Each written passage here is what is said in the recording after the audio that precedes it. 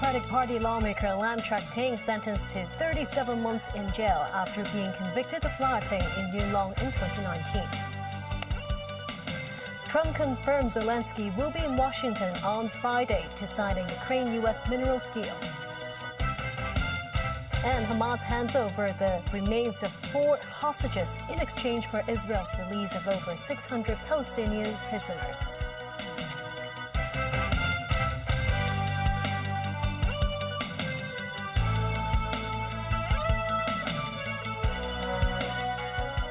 Hello, welcome to TVB News. Former Democratic Party lawmaker Lam Chak-ting has been sentenced to 3 years and 1 month behind bars after being convicted of rioting in the Yuen Long 721 incident in 2019. 6 other defendants who were not among the white-clad gang were handed prison terms ranging from 25 to 31 months. The sentence for ex-Democratic Party lawmaker Lam Chak-ting was handed down at the district court after more than 50 days of trial. Lam and 6 other defendants were said to have taken part in rioting alongside a group of people at Yuen Long MTR station on July 21, 2019. In his ruling, District Judge Stanley Chan wrote the 7 defendants gathered in the station's paid area that day to face off the white-clad gang. The confrontation eventually evolved into a riot. The court doesn't accept the defense submission, explaining that they were using force reasonably for self-defense.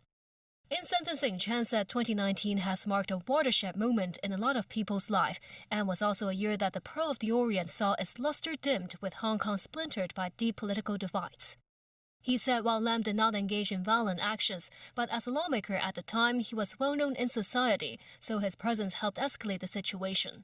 The judge said Lam did not ask people there to disperse and did not seek police intervention, but spoke to provoke the white-clad men. Citing the social media posts and live streaming videos Lam published, the judge said they reflected Lam's obvious role in the riot. He said Lam showed no remorse, so he handed down a 37-month prison term. 3 months of the prison term will run concurrently with a jail term from another case related to the Hong Kong 47 primary elections. The judge said as the other 6 defendants are active participants even though they did not cause injuries. They were given jail terms ranging from 25 to 31 months. Speaking at the Legislative Council Finance Committee meeting today, Financial Secretary Paul Chan said authorities should not rely too much on land sales for revenue. This after government revenue from land sales and stamp duties experienced a massive drop this fiscal year. Timothy Lee tells us more. Financial Secretary Paul Chan was at LegCo's Finance Committee today to explain details of the budget he delivered yesterday. Some lawmakers said the government should focus on boosting revenue from land sales and stamp duty. For the FSTB or the Development Bureau, say for land sale revenue or stamp duty revenue, can we do more in getting a higher revenue, because these are major revenue sources for Hong Kong? So we no longer want to rely on land premium revenue. We want to rely on other sources of revenue instead. On land premium revenue, we want to make sure we have adequate land supply both in the public and private sectors to make sure everyone has good housing. A lawmaker voices concern about the government introducing a $600 application fee and raising the cost of visa fees for talent coming to the city. We have seen the fees increase significantly to $1,300 for the visa fees. I want to ask the government to provide some justifications for such. What we'd like to do is to recover administrative cost, because the previous level means that there was a discrepancy between the cost and the fees charged. Meanwhile, a lawmaker suggests that authorities do not waive the $2,500 student allowance and instead reduce the amount of money allocated to schools. Can you consider for small group teaching? It does not necessarily help students. It only helps teachers in the sense that schools do not have to close. Could you cut the funding a bit more instead of cutting the $2,500 allowance for the kindergarten, primary and secondary school students? The finance chief has yet to respond to the possibility of maintaining or reducing the allowance. Timothy Lee, TVB News. The latest adjustments of the $2 public transport concessionary fare scheme are set to take place in September, but some lawmakers believe the measure could be implemented within a few months. Under the latest arrangement, a $2 fare scheme will no longer apply for public transport trips that cost more than $10. The move could save the government $680 million each year. As to why the measure will take so long to implement, Secretary for Labor and Welfare Chris Sun said it will take some time to adjust all 17,000 octopus payment machines in the city. The Securities and Futures Commission has launched criminal proceedings against film producer and businessman Raymond Wong Pak-meng for alleged insider dealing. Between August and October 2017, Wong was the chairman and controlling shareholder of entertainment company Pegasus. In those roles, Wong was privy to inside information in relation to the company, and he was said to have solicited or induced another person to trade in shares of the company. The mentioned hearing proceeded at Eastern Magistrates Courts. Wong was not required to enter a plea at this stage and has been granted $200,000 bail. If he's traveling abroad, Wong needs to inform the Securities and Futures Commission 24 hours prior to leaving Hong Kong. U.S. President Donald Trump says it is up to Europe to provide security for Ukraine, suggesting there will not be guarantees from America. Ukrainian President Volodymyr Zelensky will be in Washington in the next 48 hours to sign a mineral deal that could lead to the U.S. pressuring Russia for a ceasefire. David Garrett reports. Donald Trump meets UK Prime Minister Keir Starmer later, but the US President is projecting ahead, confirming Ukrainian President Volodymyr Zelensky will be in the US tomorrow to sign a very big deal on rare earth minerals.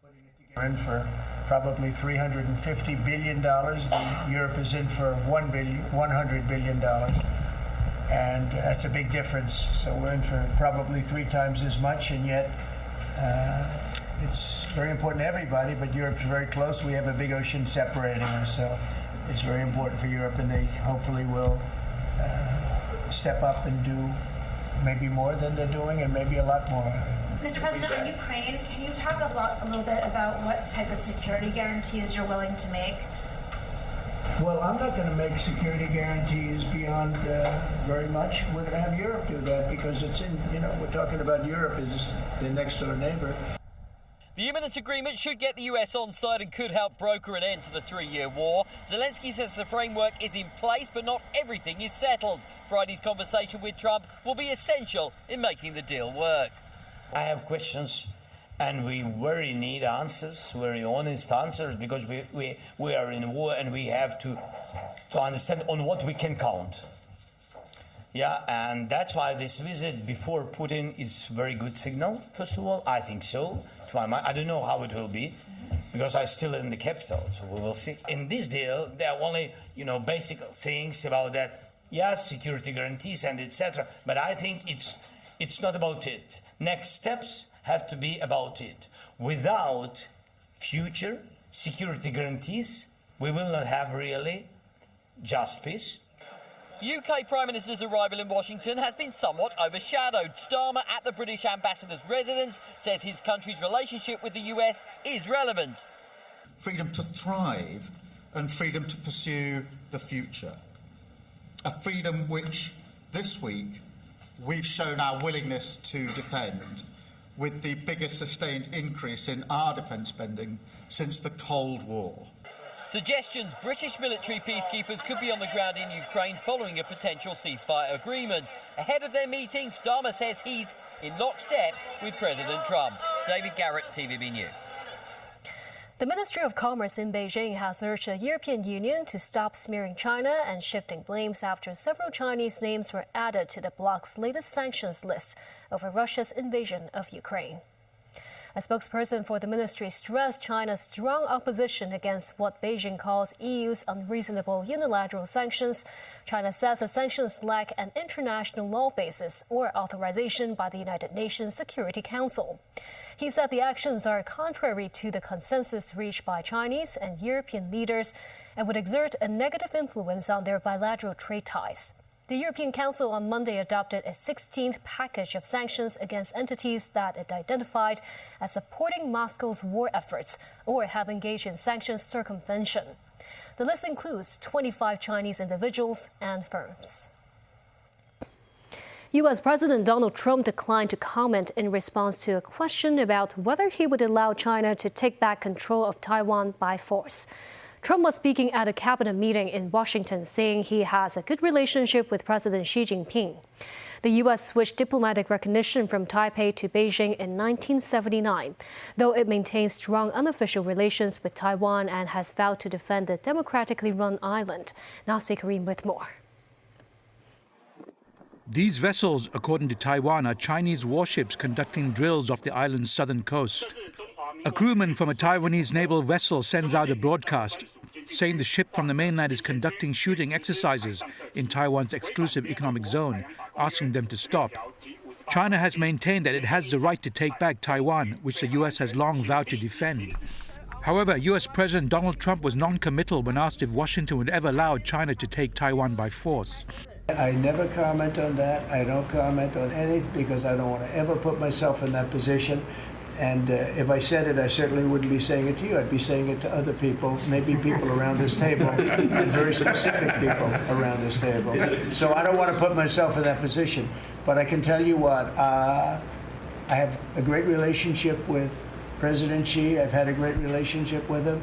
We want them to come in and invest. I see so many things saying that we don't want China in this country. That's not right. We want them to invest in the United States. That's good. That's a lot of money coming in, and we'll invest in China. I see all of these phony reports that we don't want their money, we don't want anything to do with them. That's wrong. We're going to have a good relationship with China, but they won't be able to take advantage of us. Taiwan says mainland forces conducted drills 70 kilometers off the coast of Kaohsiung and Pingtung. Last week, Taiwan detained a mainland-linked cargo ship on suspicion of damaging an undersea communications cable. Nazri Karim, TVB News. Elon Musk took a star turn at the first cabinet meeting of U.S. President Donald Trump's new term on Wednesday. Musk holding forth in the black Make America Great Again campaign hat about his role as a humble tech support for the federal government and laying out dire stakes if his cost-cutting efforts fail. This as Trump ordered federal agencies to undertake more large-scale layoffs for workers. Tracy Furness has more. President Donald Trump is not one to easily share the spotlight, but he seemed happy to turn the top of the hour-plus meeting over to Elon Musk for a summary of what the Department of Government Efficiency, or DOGE, has been up to. Trump signed an executive order on Wednesday empowering DOGE to scrutinize how federal agencies spend money, the latest expansion of Musk's cost-cutting powers. The overall goal here with the DOGE team is to help address the enormous deficit. We simply cannot sustain as a country $2 trillion deficits. The interest rates, just the interest on the national debt now exceeds the Defense Department spending. We spend a lot on the Defense Department, but we're spending over $1 trillion on interest. If this continues, the country will become de facto bankrupt. It's not an optional thing, it is an essential thing. Musk's government cost-saving means mass firings, which Trump says many Americans have such admiration for. When questioned whether his cabinet was on side, he said they're thrilled. Let the cabinet speak just for a second. Anybody unhappy with Elon? If you are, we'll throw them out of here. Is anybody unhappy?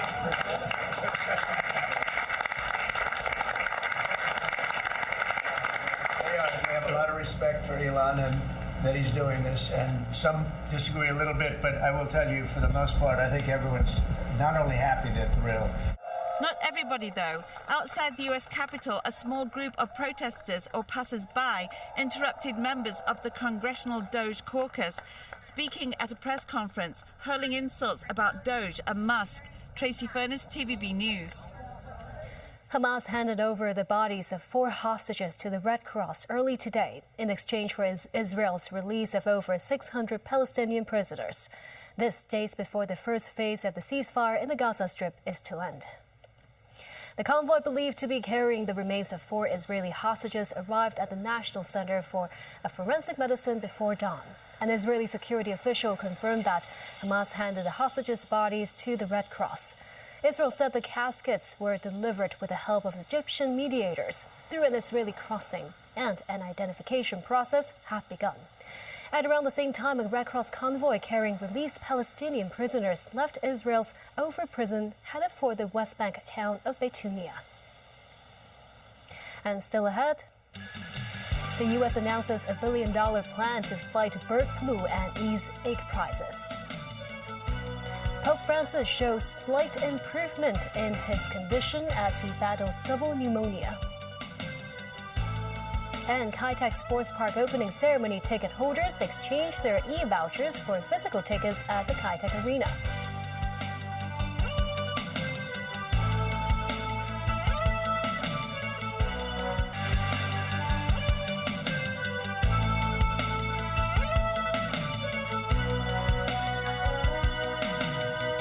Welcome back.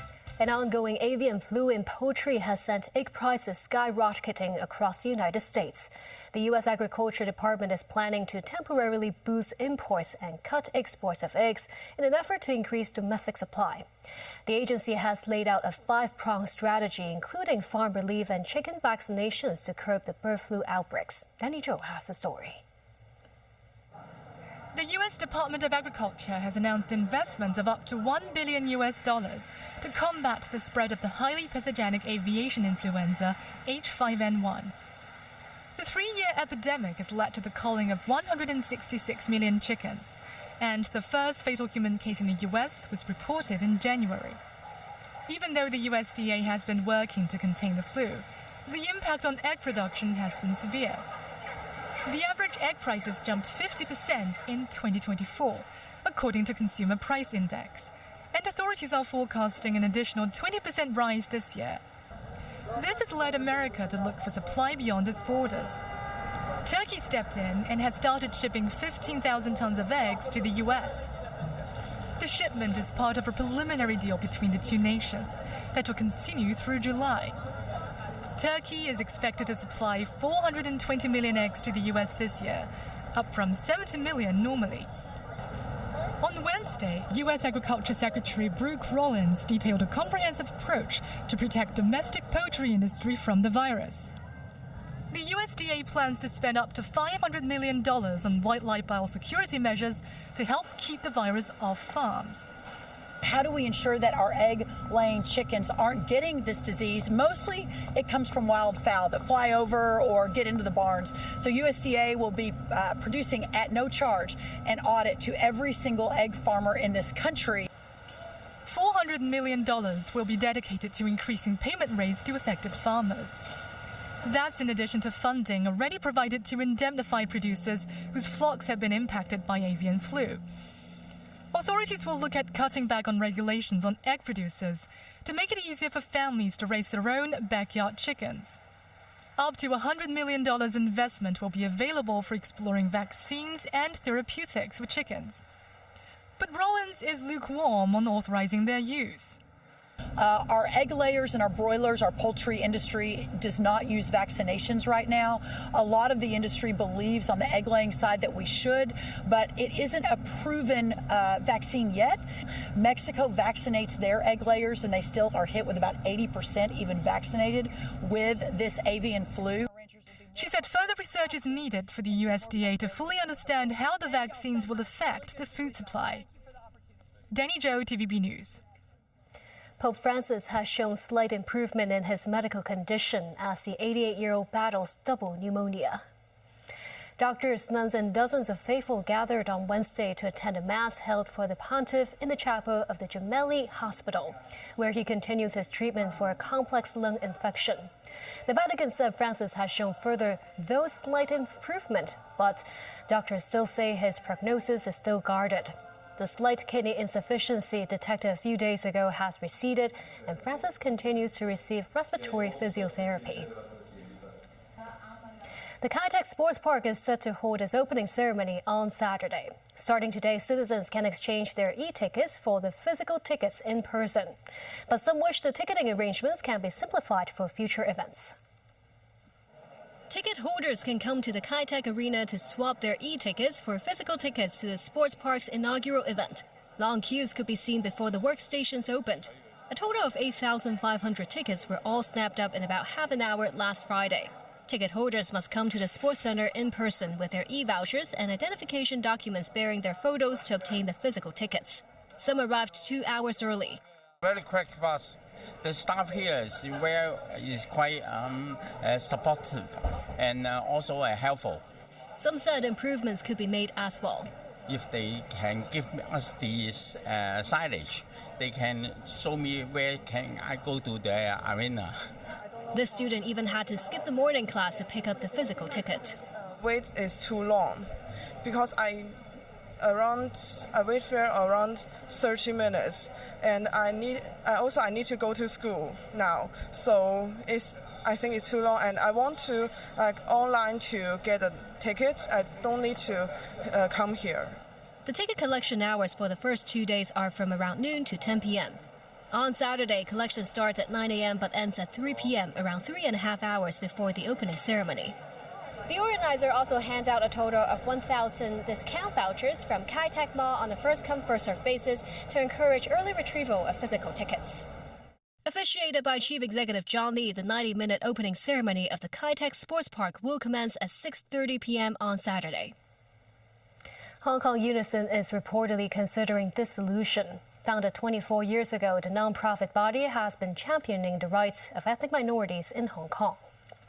Undersecretary for Labour and Welfare Ho Kai-ming said he is not certain about the latest situation of the organization, but noted that Hong Kong upholds the freedom of association. Ho said the group is not a government-subsidized body and it will be its own decision to disband or not. He noted that Hong Kong Unison has said the consideration to dissolve is not due to financial reasons or political pressure. And that's the news. Thank you for watching.